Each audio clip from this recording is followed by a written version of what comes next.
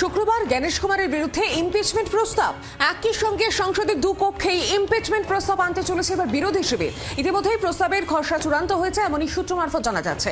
এখনো পর্যন্ত তৃণমূল, কংগ্রেস, সমাজবাদী পার্টির সাংসদরা সই করেছেন এনসিপির শরদ পাওয়ার গোষ্ঠী, আরজেডি, জেএমএম সাংসদরাও সই করেছেন। শিবসেনা অর্থাৎ উদ্ধব ঠাকরের দল, আপ সাংসদরা। কথা আছে না, ঘুঘু দেখাচ্ছ ফাঁদ ডাকুনি। বর্তমানে এই নির্বাচন কমিশনার জ্ঞানেশ কুমারের অবস্থাও ঠিক সেই রকমই। উনি নির্বাচনের আগে বাংলায় এসেছিল, বাংলা ঘুরে গেছে, কিন্তু বাঙালি চিনতে পারেনি। তা মনে হয় এবার চিনবে হারে হারে। না, তা কেবল ওই গোব্যাক স্লোগান, কালো পতাকা বা সুপ্রিম কোর্টের ঘাড় ধাক্কা দিয়ে নয়, ওনার পার্মানেন্ট বিদায় জানাতে পার্লামেন্টে ওনার বিরুদ্ধে তৃণমূল কংগ্রেস ইমপিচমেন্ট প্রস্তাব আনছে। যে প্রস্তাব আনার জন্য বেশ কিছুদিন ধরে জল্পনা চলছিল এবং বেশ কিছু কারণে তা আটকে ছিল। কিন্তু বর্তমানে যা খবর, কেরল বাম অর্থাৎ কেরল সিপিআইএম বাদে সমস্ত বিরোধী রাজনৈতিক দল, বিজেপি রাজনৈতিক দলগুলো তৃণমূল কংগ্রেসের সেই প্রস্তাবের সঙ্গে সহমত পোষণ করেছে এবং পার্লামেন্টে ইমপিচমেন্ট প্রস্তাব আনতে যে পার্লামেন্ট সদস্যদের সমর্থন প্রয়োজন তাও তৃণমূল কংগ্রেসের হাতে চলে এসেছে। হলো লোকসভা এবং রাজ্যসভা একসঙ্গে সংসদের দুটি কক্ষেই এই প্রস্তাব আনা হবে, এমনটাই আমরা জানতে পারছি। এবং তার জন্য যে প্রয়োজন, লোকসভায় 100 জন সাংসদের স্বাক্ষর প্রয়োজন, রাজ্যসভায় 50 জন সাংসদের স্বাক্ষর প্রয়োজন।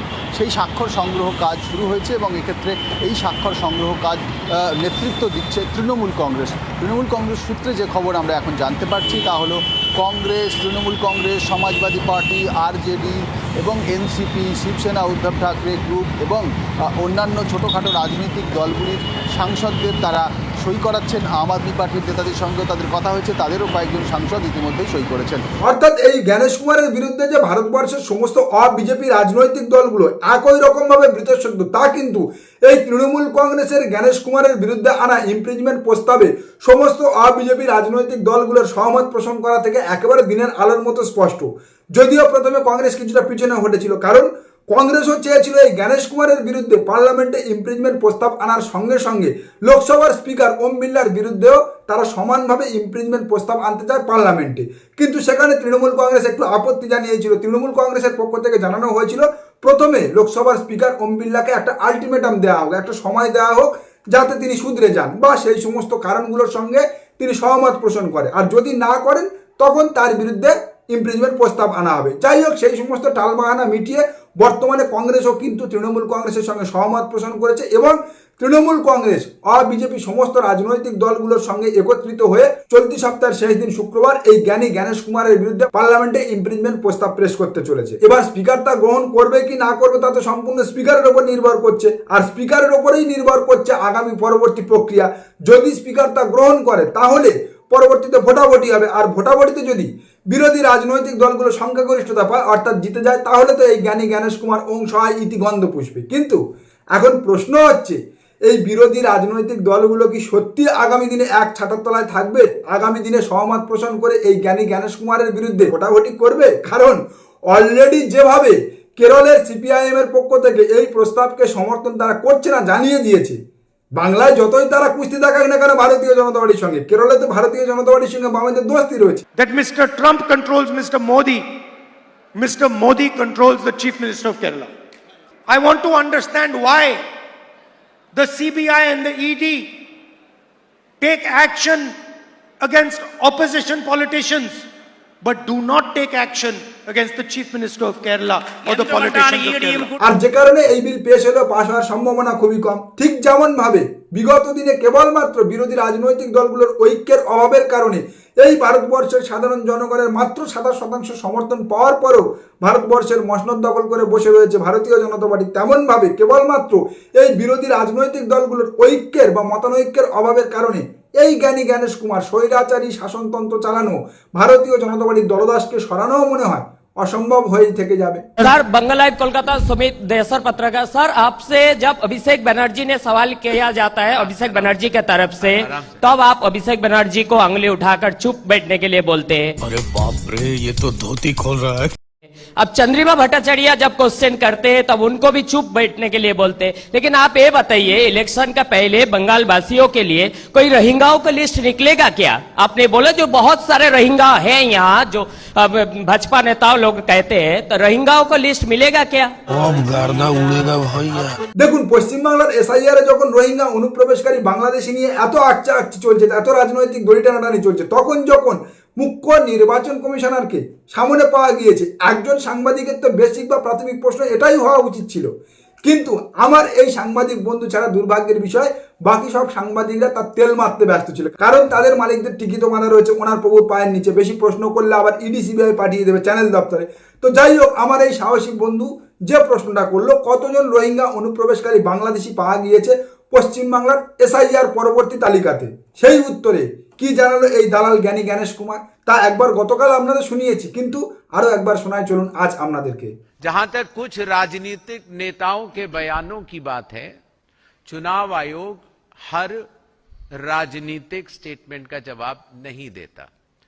चुनाव आयोग संविधान से चलता है, अच्छा, कानून से चलता है और राजनीतिक बयानबाजी से बचता है। ভাবুন তাহলে, পশ্চিমবাংলার এসআইআর এ কতজন অনুপ্রবেশকারী রোহিঙ্গা বাংলাদেশি পাওয়া গিয়েছে? উত্তরে মুখ্য নির্বাচন কমিশনার বলছে এটা রাজনৈতিক প্রশ্ন, এই প্রশ্নের উত্তর নির্বাচন কমিশন দিতে বাধ্য নয়। তা বলি কাকা, এই রাজনৈতিক প্রশ্নটাই তো দিয়ে তোমার প্রভুর সারমেয়রা গত 6 মাস ধরে এসআইআর শুরু থেকে পশ্চিমবাংলার রাজনীতি গরম করে ছেড়েছে, সেই দিয়ে তো তারা ভোট করতে চাইছে। আর তুমি এখন এসে বলছো নির্বাচন কমিশন এই সমস্ত প্রশ্ন থেকে দূরে থাকে। তোমার এই কথা শোনার পর তো শুভেন্দু অধিকারী রাজনৈতিক ক্যারিয়ারে গ্যামাক্সিন পড়ে যাবে। বাকি নির্বাচনের দিনগুলো কি বলে শুভেন্দু অধিকারী গলা শিরা ফোলাবে, আর ভারতীয় জনতা পার্টির নেতারা রাজনীতি করবে কি বলে? পশ্চিমবাংলার ভোটার তালিকা থেকে তোমার কথা মতো যদি একটাও অনুপ্রবেশকারী রোহিঙ্গা না মেলে। মোদিজি আছেন কোন হিন্দু শরণার্থী ধর্ম বাঁচানোর জন্য, প্রাণ বাঁচানোর জন্য যারা পশ্চিমবঙ্গে এবং ভারতে এসছে, তাদের কেউ কেশাগ্র স্পর্শ করতে পারবে না। আর বাকি যে 60 লক্ষের প্রশ্ন বলছেন, এতে কিছু নাম পদবীর বানান ভুল আছে, সেটা হবে, কিন্তু এর একটা বড় অংশ বাংলাদেশি মুসলিম অনুপ্রবেশকারী, ধোবিঘাটের কুত্তা দেখেছেন তো, যতই আপনি লাথি মারুন, যতই আপনি ঢিল ছুড়ুন না কেন, সে ঘেউ ঘেউ করে যাবে। আর বর্তমানে পশ্চিমবাংলায় ভারতীয় জনতা পার্টির বিরোধী দলনেতা শুভেন্দু অধিকারীও ঠিক তেমন। পশ্চিমবাংলায় এসে মুখ্য নির্বাচন কমিশনার জ্ঞানেশ কুমার রোহিঙ্গা বাংলাদেশি নিয়ে কোনো উত্তর দিতে পারছেন না, কিন্তু তারপরেও উনি বলে যাচ্ছেন যে 60 লক্ষের নাম আন্ডার অ্যাড জুডিসেকশনে উঠেছে, যেটা কেবলমাত্র 2002 এর ভোটার তালিকায় তাদের নাম থাকার পরেও ওনাদের লক্ষ্য বা টার্গেট পূরণ করতে নির্বাচন কমিশন লজিক্যাল ডিসক্রিপেন্সি আমদানি করার মাধ্যমে সেই তালিকার মধ্যে নাকি একটা বড় অংশের বাংলাদেশি অনুপ্রবেশকারী ভোটার রয়েছে। না, ওনার কেবলমাত্র লেবু লঙ্কা নষ্ট নয়, যা আগে ভেবেছিলাম, ওনার মাথাটাও নষ্ট হয়ে গিয়েছে। এই বাংলার ভূমিপুত্র ভোটার যাদের 2002 ম্যাপিং তালিকায় নাম রয়েছে, তাদেরকে লজিক্যাল ডিসক্রিপেন্সি দেখিয়ে তাদের নামের সামনে আন্ডার অ্যাড জুডিসেকশন লেখা তুলে দিচ্ছে, আর সেই বৈধ বাংলার বাঙালি ভূমিপুত্রদের বাংলাদেশি তকমা লাগিয়ে দিয়ে আজ উনি বাংলার বাঙালির যে অপমানটা করছে, তাতে যে আগামী দিনে ভারতীয় জনতা পার্টিরই কবর খোলা হচ্ছে প্রত্যন্তরে, তা উনিও যেমন বুঝতে পারছে না, ভারতীয় জনতা পার্টির কেন্দ্রীয় নেতারাও বুঝে উঠতে পারছে না এখনো পর্যন্ত। ফাইনাল ভোটার লিস্ট বেরিয়ে গেছে, আমরা চাই ইমিডিয়েট ভোট ঘোষণা হোক এবং মমতার কাছ থেকে পুলিশটা নিয়ে নেওয়া হোক। DG, chief secretary, home secretary, সব এসপি বদলে দেওয়া হোক। আরে শোনা, আমার কত আশা, সব পাল্টে ফেলো, সব ওনার বাপের রাজ্য ইউপি, বিহার, গুজরাট থেকে নিয়ে আসো, তাহলে উনি হাসতে হাসতে ড্যাং ড্যাং করে বাংলার মুখ্যমন্ত্রী হয়ে যাবে। যদিও ওনার কিছু করার নেই, কারণ বয়স বাড়ছে, মাথার সমস্যা বাড়ছে, লেবু লঙ্কা শুকিয়ে যাচ্ছে, কিন্তু যে স্বপ্ন নিয়ে উনি ভারতীয় জনতা পার্টিতে ছিল সেই স্বপ্ন পূরণ হচ্ছে না। এখন শেষমেশ দেখছি পুরো বাপকেও মাঠে নামিয়েছে, তাকে দিয়ে রোজ গলায় কাপড় দিয়ে ক্ষমা চাওয়াচ্ছে। যে মুসলমান ভোট চায় না বলে উনি গলার শিরা ফুলিয়েছিল, সেই মুসলমানদের পায়ে পড়ছে। নির্বাচন ঘোষণার আগেই বাংলায় কেন্দ্রীয় বাহিনীর আমদানি করেছে, কিন্তু উনি ভুলে যাচ্ছেন নির্বাচন কমিশনার জ্ঞানী জ্ঞানেশ কুমার, তার পোষা 4টে লোক, ডিজি, আইজি, বাই কেন্দ্রীয় বাহিনীতে ভোটটা দেবে না, ভোট দেবে এই বাংলার বাঙালি, যাদেরকে উনি ওনার টার্গেট পূরণ করতে ভোটার তালিকা থেকে বার করে দিয়ে গুজরাটি বেনিয়াদের খুশি করতে বাংলাদেশি তকমা লাগিয়ে দিচ্ছে। শিলবাবুর আজকে উপলব্ধি, তিনি ক্ষমা চেয়েছেন একজন বর্ষের মানুষ হিসেবে, কি বলবেন? উনি ক্ষমা চাইলেন। আজকে ময়নার মানুষ এবং হরিদাসপুরের যে বিশাল জনসভা হলো, আমাদের উড়িষ্যার মুখ্যমন্ত্রী এসেছিলেন মোহন চরণ মাঝি, তিনি সবার সঙ্গে ক্ষমা চাইলেন যে আমি যে এইরকম একটি দলের কর্মী ছিলাম, আমি ক্ষমা চেয়ে নিচ্ছি। এবং এই মুহূর্তে দাঁড়িয়ে তৃণমূল দলে এরকম অনেকেই আছে বর্ষিয়ান নেতৃত্ব যারা কিন্তু ক্ষমা চাইতে চাইছেন।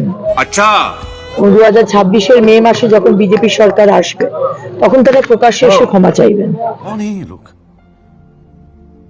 कहां से आते हैं? হ্যাঁ, তারা ওনার গলা জড়িয়ে বলে এসেছে নিজের বিধানসভায় এই নিয়ে নাই করে 50 বার তারাকে ভারতরত্ন পাওয়ার রেকর্ড করে ফেলেছে। আর শুভেন্দু অধিকারীর বাবার মতো নেমক হারামের গলায় কাপড় দিয়ে ক্ষমা চাওয়া দেখে উনি তাকে জ্ঞানগর্ব জ্ঞান চূড়ামণি ভাবছে।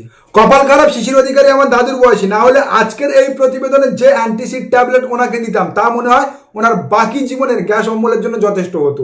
একজন পাক্কা সুবিধাবাদী, ধরিবাজ, বেঈমান। না এটোকা না বললে ভগবান আমার ক্ষমা করবে না, তাই আজ বললাম। তার কারণ গতকাল ওনার নন্দীগ্রামে আর একটা অবৈধ সন্তান রয়েছে। সেই অবৈধ সন্তান শিশির অধিকারীর নন্দীগ্রামের অবৈধ সন্তান এই পশ্চিমবাংলার পরিযায়ী শ্রমিক ভাইদের এবং তার পরিবারদের উদ্দেশ্যে যে ভিডিওটা বানিয়েছে সেই ভিডিওটা আপনারা দেখুন। তা দেখলে বুঝে যাবেন কোন বাঁশের ঝাড় কেমন। যা তোরা গুজরাট চলে যা, চেন্নাই চলে যা, সারাদিন মাথার ঘাম পায়ে ফেলিয়ে ইনকাম করে বাড়িতে পাঠা। আর এদিকে দেখ বাড়ির বউটা দীঘা চলে যাচ্ছে উন্নয়নের পাঁচালী গান গাইতে, দীক্ষা নিতে। কোন হোটেলে দীক্ষা নিচ্ছে, কতক্ষণ দীক্ষা নিচ্ছে জানি না। বাড়িতে ফিরে এসে দেখিস বউটাকে যেন গায়নও দেখাতে না হয়, কারণ পার্থের তো অভাব নেই ওই দলটার মধ্যে। বড় ভাই হিসাবে সাবধান করলাম, বাকিটা তোদের ব্যাপার, বুঝে নে। ধন্যবাদ। দেখলেন, ইনি হচ্ছেন শিশির অধিকারীর আর এক অবৈধ সন্তান প্রলয় পাল। নন্দীগ্রামে ভারতীয় জনতা পার্টির কি একটা পদে রয়েছে। যে ভারতীয় জনতা পার্টির নেতাদের এই পশ্চিম বাংলার ভূমিপুত্র, বাংলার পরিযায়ী শ্রমিক যারা বাইরে রাজ্যে গিয়ে কাজ করে তাদের ও তাদের পরিবার সম্পর্কে এমন ভাবনা চিন্তা, এমন মাইন্ড সেট আপ এবং এমন মুখের ভাষা, তাদেরকে এই বাংলার বাঙালি ভূমিপুত্ররা ভোট দিয়ে ক্ষমতায় নিয়ে আসবে না।